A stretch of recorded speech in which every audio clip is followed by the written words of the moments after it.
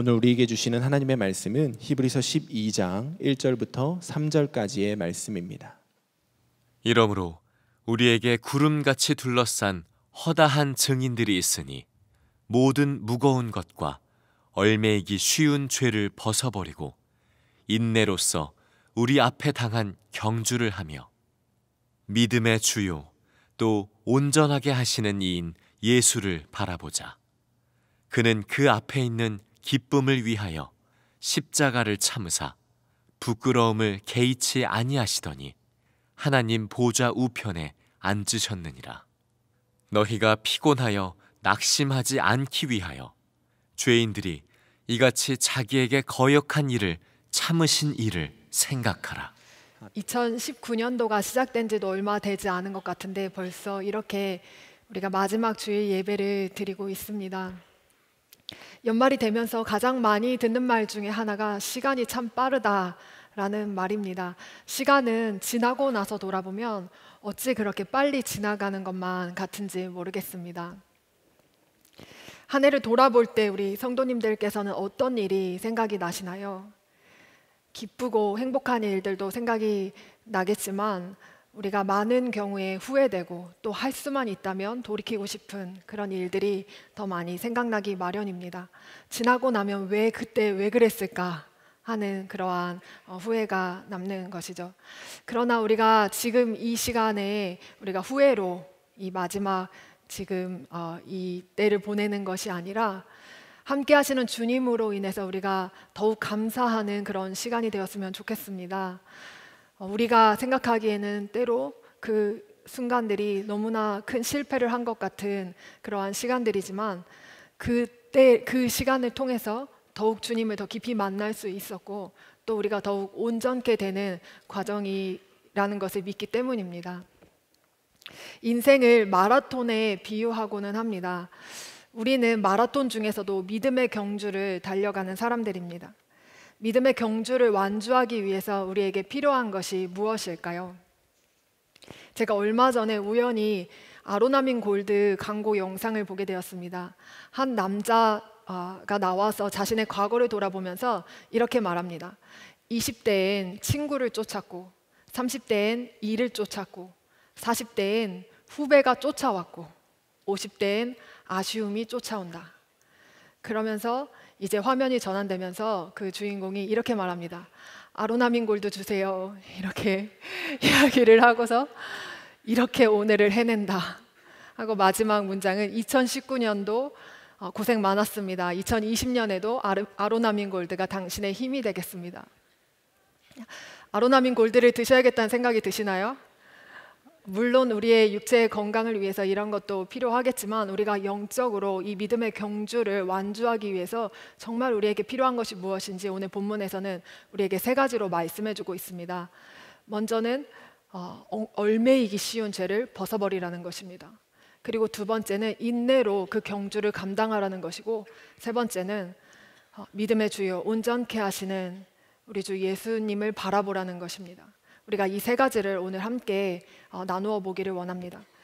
우리가 1절의 말씀 다시 한번 한 목소리로 함께 읽겠습니다. 이러므로 우리에게 구름같이 둘러싼 허다한 증인들이 있으니 모든 무거운 것과 얽매이기 쉬운 죄를 벗어버리고 인내로써 우리 앞에 당한 경주를 하며. 우리가 먼저 주목해서 보기를 원하는 것은 얽매이기 쉬운 죄를 벗어버리라 하는 것입니다. 경기장에서 경기를 하는 선수들은 경기를 하는 데 있어서 아주 최적화된 그런 복장을 하고 경기에 임합니다. 달리기나 수영 선수들이 저항을 최소화할 수 있는 그러한 복장을 하고 경기를 하는 것처럼 믿음의 경주를 하는 우리에게도 방해되고 불필요한 것들을 다 벗어버려야 한다는 것입니다. 얽매이기 쉽다는 것은 쉽게 함정에 빠지게 하는 죄를 말합니다. 일상적에서 반복적으로 습관적으로 짓는 죄, 곧 염려와 같은 것입니다. 우리가 염려가 죄라고 여기기보다는 오히려 염려하며 사는 것이 당연한 것이지라고 이렇게 여기게 될 때가 있습니다. 하지만 이 염려의 죄는 심각한 영적인 죄로 우리가 믿음의 경주를 달려가는 데 있어서 우리의 발목을 잡는 덫과 같은 그러한 것입니다. 그리고 지금 이 시대 가운데에서 우울증과 외로움 같은 그러한 질병이 시대적 질병처럼 퍼져가는 이러한 가운데에서 또 우리를 얽매이기 쉬운 그러한 죄가 있습니다. 기쁨의 반대말이 보통은 우리가 다 슬픔이라고 생각합니다. 근데 제가 무릎을 치면서 정말 그렇지라고 생각하면서 들었던 것이 기쁨의 반대말은 자기연민, 자기사랑이라는 것입니다.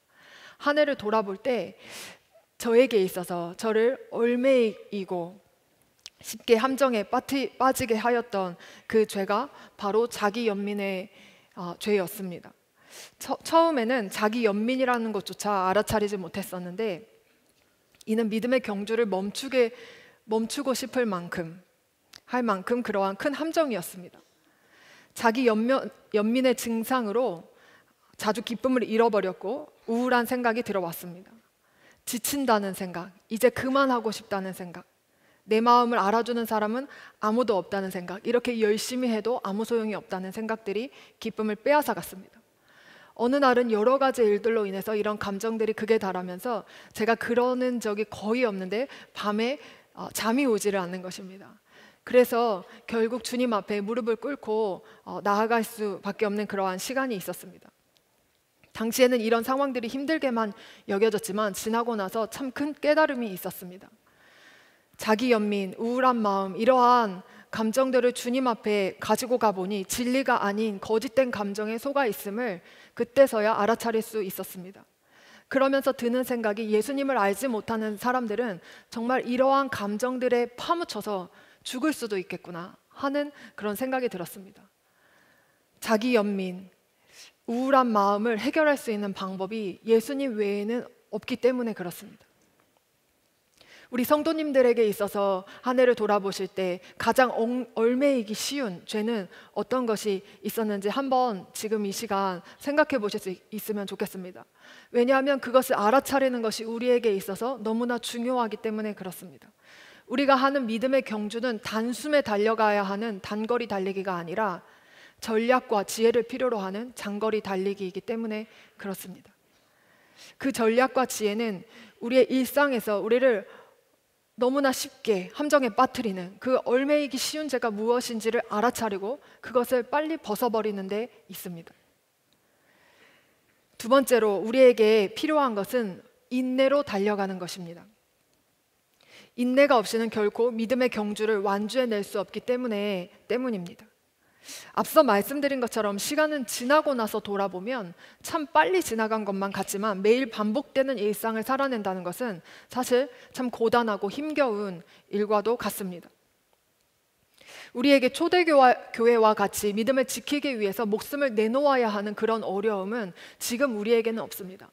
하지만 그때보다 영적으로는 훨씬 더 어려운 환경 가운데 놓여 있습니다. 이러한 영적인 싸움에서 죄의 유혹에 무너지지 않고 끝까지 버티어 서 있을 수 있는 힘이 바로 인내입니다. 믿음의 경주는 곧 인내로만 달려갈 수 있는 것입니다. 그렇다면 일상에서 인내하며 믿음의 경주를 계속해서 달려갈 수 있는 힘은 어디에서부터 주어지는 것일까요? 그것은 매일의 일상을 버텨낼 수 있게 하는 분명한 목표가 있을 때입니다. 저는 어렸을 때부터 신학교에 가는 것이 저의 꿈이었고 제가 그렇게 신학교에 입학해서 신대원까지 졸업하고 수련목회자로 선한목자교회에 왔습니다. 2013년도에 목사 안수를 받고 지금까지 달려왔습니다.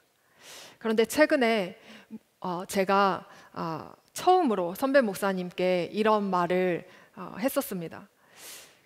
목사로 살아가는 것이 너무 힘든 것 같아요. 제가 이런 말을 했는데 물론 하나님께서 목사로 세워주시고 목사로 살아가게 하시는 것이 훨씬 더 큰 은혜를 누리고 있지만 또 이렇게 느끼게 된 때가 있었습니다.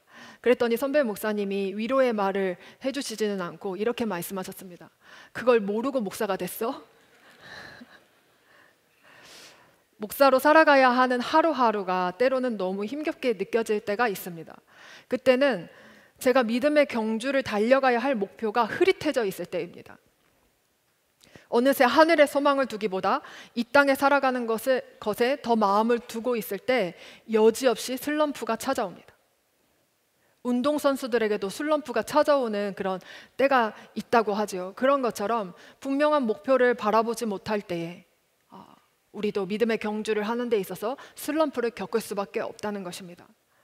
우리가 인내로 믿음의 경주를 달려가기 위해서 목표가 분명해야 합니다. 우리가 살아가는 목표는 다른 것에 있지 않습니다. 히브리서 10장 36절의 말씀에 분명히 이를 말씀해 주고 있습니다. 우리 같이 한 목소리로 읽겠습니다. 너희에게 인내가 필요함은 너희가 하나님의 뜻을 행한 후에 약속하신 것을 받기 위함이라. 하나님의 뜻을 행한 후에 약속하신 것을 받기 위해 인내가 필요하다고 말씀합니다. 약속해 주신 것을 받는다는 것은 우리가 믿음의 경주를 마치고 마침내 주님의 나라에 이르는 것을 말하는 것입니다. 인내로 믿음의 경주를 마쳤을 때 다다르는 곳이 하나님의 나라라는 말씀입니다. 우리가 살아가는 목적은 오직 하나님을 높이고 그분을 영원토록 즐거워하는 것에 있습니다. 시편 150편에서도 다른 조건이 아니라 숨을 쉴 수 있다면 하나님을 찬양하라고 말씀했습니다. 그것이 우리의 존재 목적입니다. 그러나 하나님의 영광이 아니라 나의 영광, 나의 행복을 위해서 우리가 결정하는 일들이 얼마나 많은지 모르겠습니다.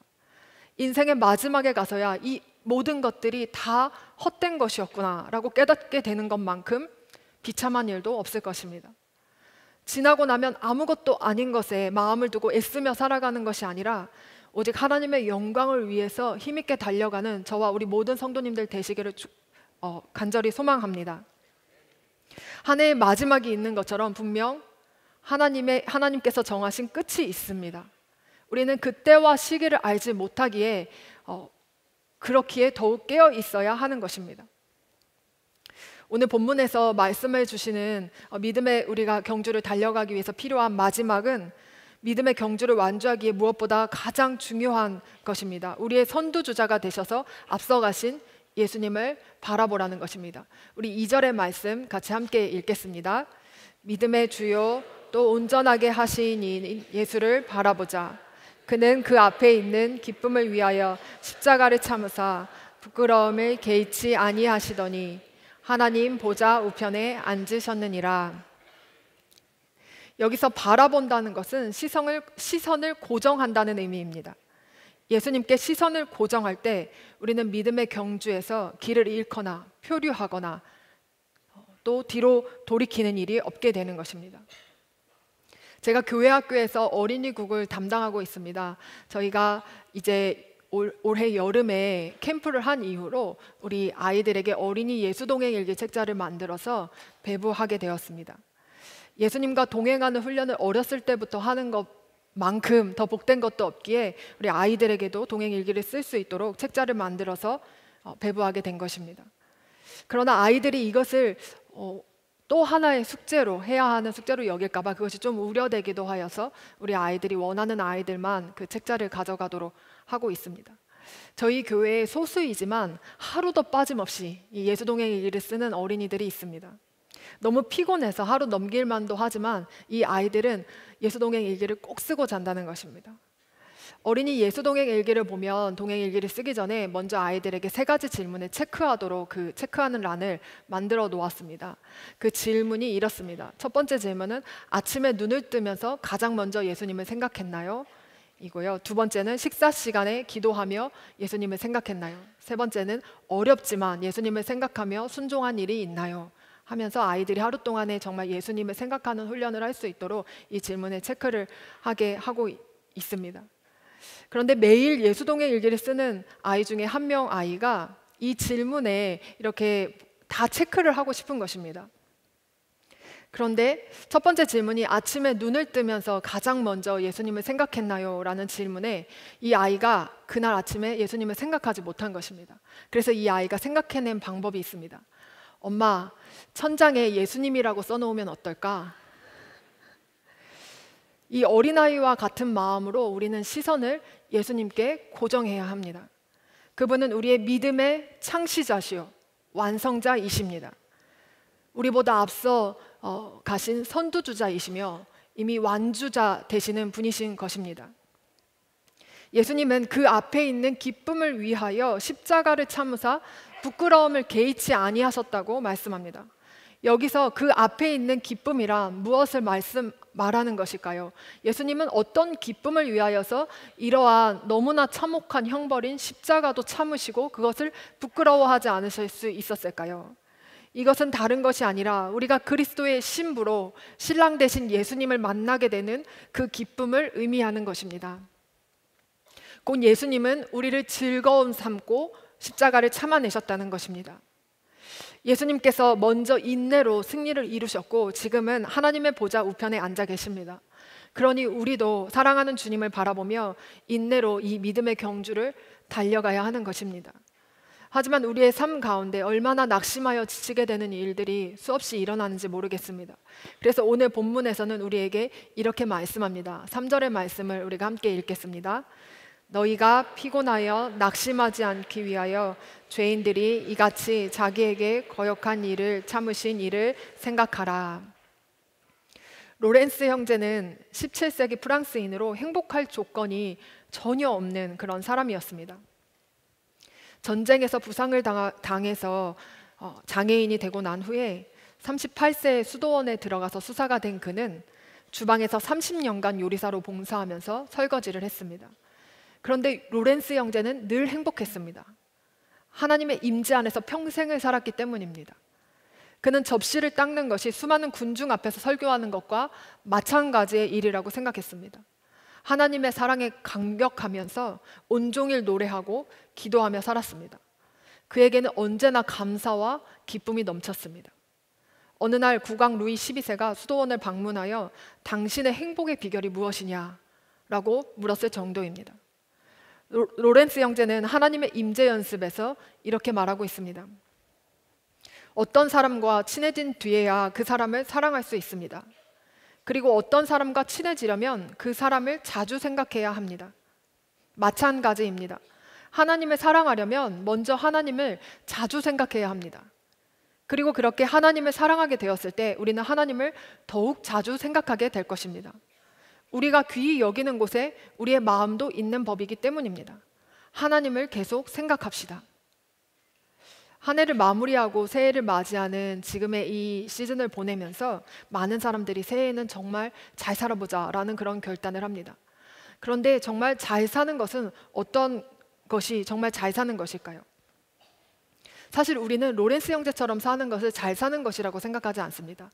사람들에게 주목받지 못하는 그 주방에서 30년간 설거지만 하는 것은 불행한 일이라고 생각합니다. 로렌스 형제는 낮은 지위의 수사였고 특별한 일을 하는 사람이 아닌 것처럼 보였습니다.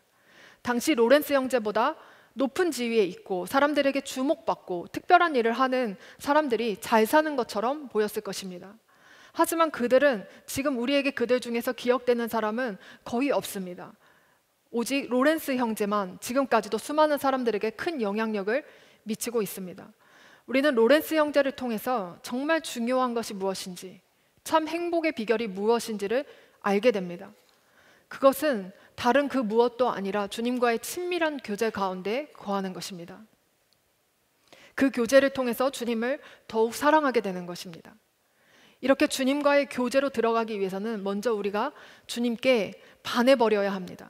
주님을 더욱 알아가고 너무나 주님의 아름다우심과 그의 영광을 목격함으로써 주님께 반해버려야 하는 그 시간이 필요한 것입니다. 한 주 전쯤에 23일, 24일 성탄절 전날인데요. 그때 1박 2일로 어린이들을 대상으로 하는 복음 캠프가 저희 교회에서 있었습니다. 밥 먹고 잠자는 시간 외에는 복음에 대한 강의만 계속 들어야 하고 말씀 보고 찬양하고 기도하는 것 외에는 다른 활동이 전혀 없었습니다. 초등학교 3학년부터 6학년까지 아이들 중에서 신청한 52명의 아이들이 참여하였는데 사실 아이들에게는 매우 힘든 그런 일정이었습니다. 아이들 수준에 잘 맞춰진 방법은 아니었어도 복음의 진리를 이렇게 집중적으로 들을 수 있는 그런 기회가 거의 없기에 저는 이 시간을 통해서 우리 아이들이 정말 복음의 진리를 깊이 깨달아 알 수 있는 그러한 시간이 되기를 간절히 바랐습니다. 첫째 날 아이들이 죄에 대한 말씀을 듣고 자신의 죄를 종이에 적어보는 그런 시간이 있었습니다. A4 용지 한 장씩을 나눠주고 그곳에 이제 인도해 주시는 분이 자신의 죄를 적어보라고 하였는데 아이들이 진지하게 자신의 죄를 적기 시작했습니다. 저는 아이들이 얼마나 그 자신의 죄를 깨닫고 그것을 적을 수 있을까 생각했는데 한 장을 다 적고 용지를 더 달라고 해서 자신의 죄를 적는 아이들을 보고 제가 놀라기도 했습니다. 둘째 날 이제 마지막 시간에는 나의 복음이라는 것을 적고 그것을 형제 자매가 나눠서 고백하는 그런 시간도 있었습니다. 먼저 자신이 가장 감추고 싶은 그런 죄를 고백하고 그런 죄된 자아는 예수님과 함께 십자가에서 죽었음을 선포하는 그런 시간이었습니다. 아이들이 죄를 고백하는 것을 들으면서 가장 제 마음에 남았던 말 중에 하나는 아이들이 자신도 그러고 싶지 않았는데 그 죄 짓는 것을 멈출 수가 없었다 하는 그러한 고백이었습니다. 아이들이 고백한 죄들은 사실 대부분이 부모님께 거짓말한 것, 휴대폰 했는데 안 했다고 거짓말하고, 숙제 안 했는데 했다고 거짓말하고, 사실 아이들이 고백하는 죄들 중에서 이 거짓말이 굉장히 많았습니다. 또 친구들과의 관계에서 짓는 죄들, 뒷담화하고 또 친구 따돌리고 욕하고 이러한 죄들을 아이들이 많이 고백했습니다. 대부분의 아이들이 모태신앙이었고 자신들도 그러지 않아야 한다는 것을 알고 있었습니다. 하지만 학교에 가서 친구들과의 관계에서 소외되지 않기 위해서 또 친구들에게 무시당하지 않기 위해서 자신들도 그렇게 욕도 해야 했고 친구들과 같이 어울려서 나쁜 짓도 해야 했다는 것입니다. 아이들이 솔직하게 이렇게 자신의 잘못을 고백하고 또 자신의 그런 죄된 자아는 이미 예수님과 함께 죽었음을 선포하는 그런 감격이 되는 그런 시간이었습니다. 그러나 한 아이는 자신이 쓴 것을 결국 읽지 못했습니다. 저는 이 아이가 자신의 죄를 고백하고 조금 그 안에서 더 자유로워졌으면 좋겠다는 그런 간절한 마음이 있었기 때문에 그 아이에게 용기를 내서 한번 읽어보자고 그렇게 아이를 설득했습니다. 하지만 그 아이는 자신이 한 잘못이 알려지는 것을 너무나 두려워했습니다. 어른의 눈으로 보았을 때는 사실 그 아이가 지은 죄는 엄청난 것이 아니었습니다. 다른 아이들과 사실 별다르지 않았습니다. 하지만 그 아이는 그 죄가 드러나면 정말 죽을 것처럼 두려워하면서 떨었습니다. 그 아이를 보면서 죄가 드러난다는 것은 정말 이러한 것이지 라는 그러한 생각을 하게 된 시간이기도 했습니다. 6학년 아이가 쓴 나의 복음을 제가 잠깐 읽어드리겠습니다. 저는 모태신앙으로 태어났습니다. 엄마를 따라 매주 교회를 다니며 새벽 예배까지 가며 예수님을 진정으로 사모하며 예수님과 친밀한 교제를 하며 순수한 마음가짐으로 섬겼습니다. 하지만 초등학교 고학년이 되고부터 세상을 알아가며 세상의 유행에 맞춰가기에 바빴습니다. 그리고 점점 친구들과 죄를 짓기 시작했습니다. 친구들과 비속어를 사용하며 음악을 듣고 숙제를 안 했을 땐 부모님께 했다고 거짓말하며 몰래 휴대폰을 볼 때도 있었습니다. 또 없는데 마치 있는 것처럼 하고 외모에 신경 쓰며 제 자신이 변해가는 것을 느꼈습니다. 저희 엄마도 제가 많이 변했다는 말씀을 하셨지만 전 별로 대수롭지 않게 여겼습니다. 그런데 이 캠프에 오고 다시 한번 생각해 보니 내가 왜 시기, 질투, 거짓말 등 수많은 죄를 지으며 살았나 한심하게 느껴졌습니다. 하지만 나는 2000년 전 십자가에서 죽었음을 믿습니다. 그러므로 저는 이제 하나님의 창세전 원형이 되었습니다. 그런즉 누구든지 그리스도 안에 있으면 새로운 피조물이라. 이전 것은 지나갔으니 보라 새 것이 되었도다. 전 앞으로 세상을 따라가지 않고 예수님만 따라가는 예수님의 신실한 자녀가 되겠습니다. 또 비속어, 거짓말, 시기, 질투를 하지 않고 친구, 부모님께 잘못을 말하고 사과하는 다시 태어난 제가 되겠습니다. 우리 다음 세대 아이들도 이렇게 믿음의 경주를 달려가고 있습니다. 하지만 초등학교 고학년만 되어도 이렇게 죄의 유혹이 크고 믿음의 경주를 방해하는 죄의 짐들이 생깁니다. 어떻게 이렇게 얽매이기 쉬운 죄들을 벗어버릴 수 있을까요? 이는 우리의 노력과 의지로 되는 것이 아니라 이 아이가 고백한 것처럼 나의 복음으로 선포한 것처럼 우리 자신을 이미 예수님과 함께 십자가에서 죽은 자로 여기는 것입니다. 그리고 하나님의 나라를 향하여 인내로 계속해서 이 경주를 감당해 가는 것입니다. 우리에게는 선두주자가 되시고 완주자가 되셔서 우리와 함께 하시고 우리를 도우시는 분이 계십니다. 우리는 그분께 시선을 고정해야 하는 것입니다. 믿음의 경주를 완주하라 라는 이 주제는 사실 저 자신을 향한 외침과도 같습니다. 하루하루의 삶을 살아내며 제 안에 믿음의 경주를 완주하고자 하는 그런 간절한 소망이 있습니다. 하지만 날마다 질그릇 같은 저 자신을 볼 때에는 좌절과 절망의 연속입니다. 그런데 그 절망 속에서 보배이신 예수 그리스도를 더 바라보게 됩니다. 그래서 참 자충우돌하며 달려온 인생길 가운데 나는 죽고 예수로 사는 삶을 배워가는 것이 제 삶에 있어서 가장 복된 일임을 고백하게 됩니다.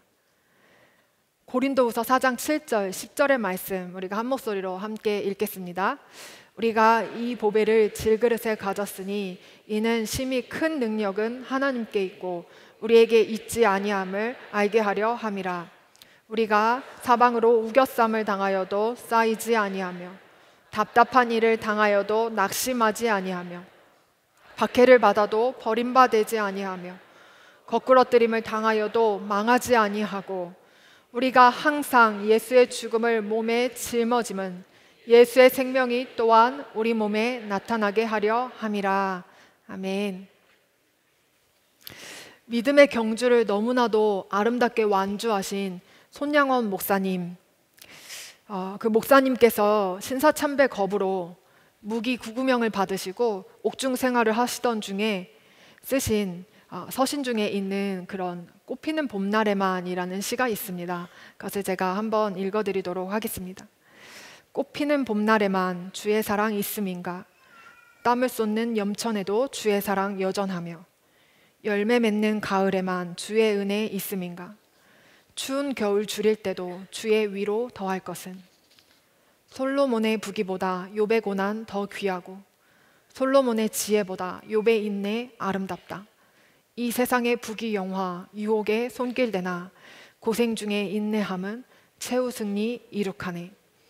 세상 권력 등에 업고 믿는 자를 핍박하는 어리석은 사람들아 회개하고 돌아오라. 우상의 힘 며칠 가며 인간의 힘 며칠 가나 하나님의 심판날에 견디지 못하리라. 저천성을 바라보니 이 세상은 나그네 길 죽음을 피하라고 나의 갈 길 막지 마라. 내게 맡긴 양을 위해 나의 결의 평화 위해 우리 주님 가신 길을 충성으로 따르리라. 이렇게 믿음의 경주를 다한 자들에게 주어지는 결말이 무엇인지 디모데후서 4장 7절 8절의 말씀에서 분명히 우리에게 말씀해주고 있습니다. 우리가 말씀을 한 목소리로 함께 읽겠습니다. 나는 선한 싸움을 싸우고 나의 달려갈 길을 마치고 믿음을 지켰으니 이제 후로는 나를 위하여 의의 면류관이 예비되었으므로 주 곧 의로우신 재판장이 그날에 내게 주실 것이며 내게만 아니라 주의 나타나심을 사모하는 모든 자에게도니라. 아멘. 우리가 2019년 마지막 주일 예배를 드리면서 지금까지 우리가 이 자리에 오기까지 은혜로 한 해를 지금 인도해 주신 하나님께 감사의 고백을 올려드릴 수 있으면 좋겠습니다. 또한 우리가 아직도 달려갈 길이 있기에 그 기쁨을 더욱 기쁨으로 달려갈 수 있기를 위하여 우리가 마음을 새롭게 할 수 있는 그러한 시간 되기를 원합니다. 믿음의 경주를 달려가는 것은 힘겨운 고난의 길이 아니라 우리에게는 특권이요 생명의 길이며 유일한 길입니다.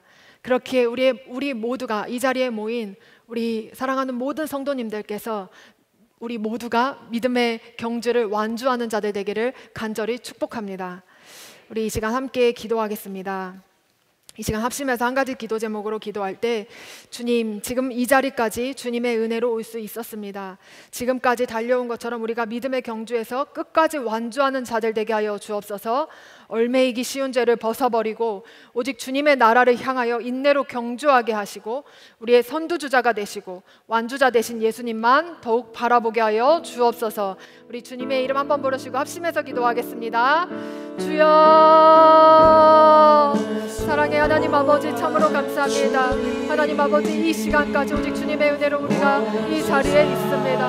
하나님, 지금까지 이 믿음의 경주를 달려올 수 있도록 우리를 도와주신 주님의 은혜에 하나님 이 시간 우리가 더욱 감사의 고백을 드리기를 원합니다. 하나님 아버지 오직 주님의 은혜로 하나님 우리가 이 자리에 있습니다. 하나님 아버지 이제 우리가 앞으로 더 달려나가야 할 그 믿음의 길을 하나님 아버지 우리가 기쁨으로 더욱 달려나갈 수 있기를 원합니다. 하나님 이곳에 모인 주의 사랑하는 모든 성도들이 하나님 인내함으로 그 믿음의 경주를 감당할 수 있게 되기를 원합니다. 모든 얽매이기 쉬운 죄를 다 벗어버리게 하여 주시고 하나님 아버지 인내로 이 경주를 감당하며 하나님 끝까지 하나님 우리의 선두주자 되시고 완주자 되신 주님을 바라보며 이 믿음의 경주를 완주할 수 있는 우리 모두가 될 수 있도록 하나님 역사하여 주시옵소서.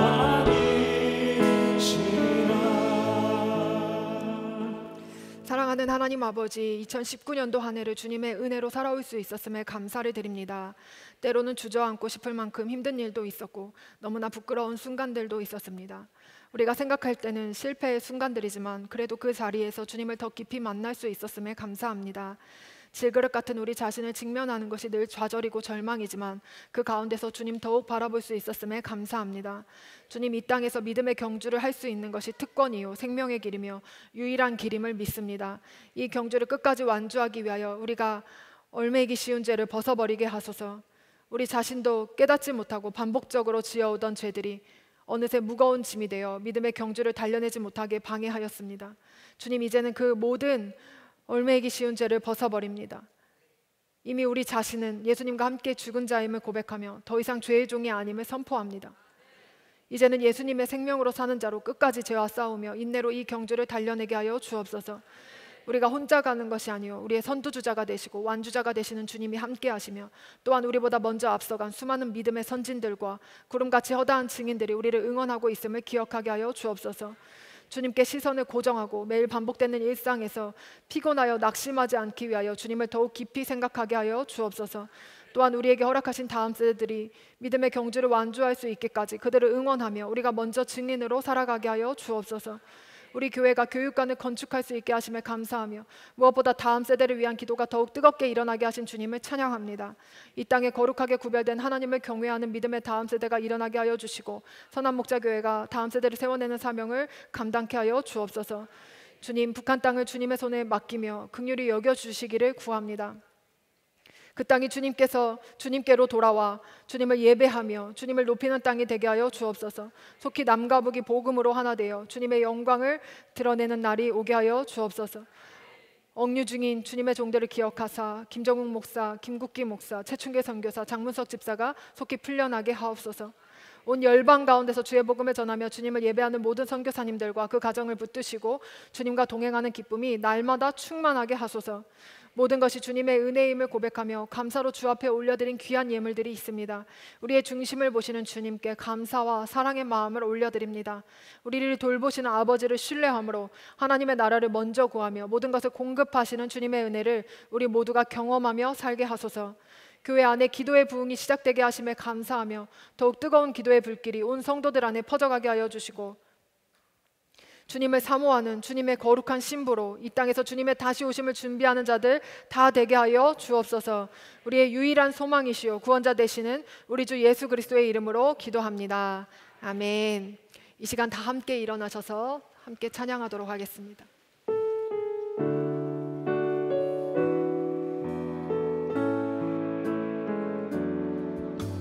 주님 다시 오실 때까지 나는 이 길을 가리라.